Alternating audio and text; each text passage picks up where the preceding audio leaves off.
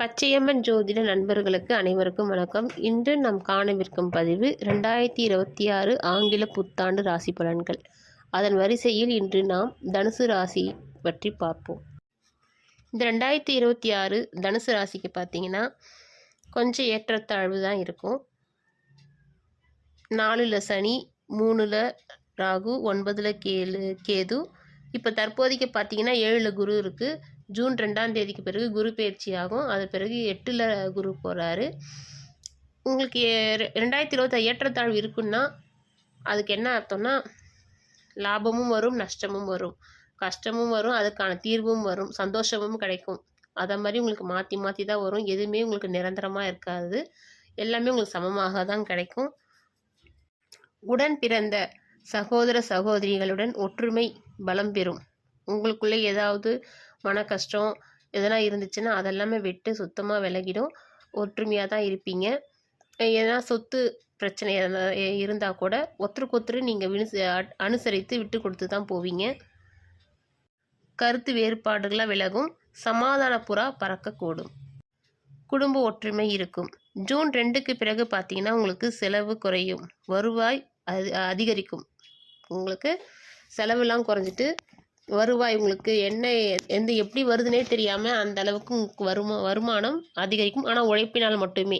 இப்போ இந்த சொத்து கிடைக்கும் அந்த வருமானம் மட்டும் இல்லாமல் உங்கள் உழைப்பினால் வரக்கூடிய வருமானம் பெருகும். வீட்டு மேலே எதனா கேஸ் நடந்திருந்ததுன்னா அது கேஸ் தீர்ப்பு பார்த்தீங்கன்னா உங்களுக்கு சாதகமாக அமையும். பக்கத்து வீட்டுக்கு உங்களுக்கும் எதனா இட பிரச்சனை, வீட்டில் வந்து கொஞ்சம் தள்ளி வந்துட்டாங்க அப்படின்ற மாதிரி ஒரு கேஸ் நடந்தாலோ இல்லை விலங்கு பிரச்சனை எது நடந்தாலுமே உங்களுக்கு அதுக்கான தீர்ப்பு உங்களுக்கு சாதகமாகவே அமையும். தாயாரின் கண் பரிசோதனை செய்யுங்க. கண்ணில் எதனா சின்ன பிரச்சனை இருக்கான்னா அதை கொஞ்சம் கண்காணித்து அவங்களுக்கு கண்ணாடி எதனா போட வேண்டியது இருக்குன்னா டாக்டரை அனுசரித்து அவங்களுக்கு என்னென்ன இது ப்ராப்ளம் இருக்குதுன்னு கண்டுபிடிச்சி நீங்கள் அதுக்கான தீர்வை நீங்கள் செய்யுங்க. கண்ணாடி போட வேண்டியது இருக்கும் தாயாருக்கு. இப்போ தொழில் மூலிமா உங்களுக்கு ஆர்டர்லாம் நிறைய வர வேண்டியது இருக்கும், நிறைய கிடைக்கும். இது சின்ன அவங்க தொழிலுக்கு ஏற்ற ஆர்டர் என்னென்ன வர வேண்டியது இருக்கோ, ஒரு ஹோட்டலில் அந்த ஆர்டர் நிறைய வரும். ஒரு சின்ன வீட்டிலேருந்தே தொழில் செய்கிறவங்களுக்கு நிறைய டைலராக இருந்தாங்கன்னா அவங்களுக்கு அதுக்கேற்ற ஆர்டர் நிறைய வரக்கூடும். இப்போ பெரிய பெரிய company car showroom, bike showroom அப்படி வச்சுக்கிறவங்களுக்குலாம் அவங்களுக்கும் இந்த வாட்டி வந்து நிறைய லாபம் கிடைக்கும். நிறைய வண்டி சேல்ஸ் ஆகும். அதை மாதிரி ஆர்டர்கள் நிறைய கிடைக்கக்கூடும் இந்த வருடம். ஆன்மீக பயணம் செய்வீர்கள். புதிதாக உங்களுக்கு ஞானம் பிறக்கும்.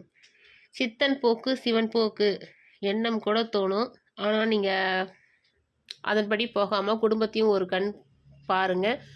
கோவில் குளம் நிறைய நீங்கள் ஒரு பிளான் போடுவீங்க. ஆனால் நீங்கள் கோவிலுக்கு திடீர்னு எதிர்பாராத விதமாக நீங்கள் கோவில் தூரம் போவீங்க.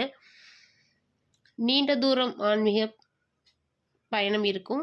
அது மூலயமா உங்களுக்கு மன திருப்தி, மன நிம்மதி, நீங்கள் கிட்ட சாமியை போய் நின்று பார்க்கறக்கூடிய பாக்கியெல்லாம் உங்களுக்கு கிடைக்கும். பெரிய பெரிய சிவாலயங்களுக்கெல்லாம் நீங்கள் செல்ல நேரிடும்.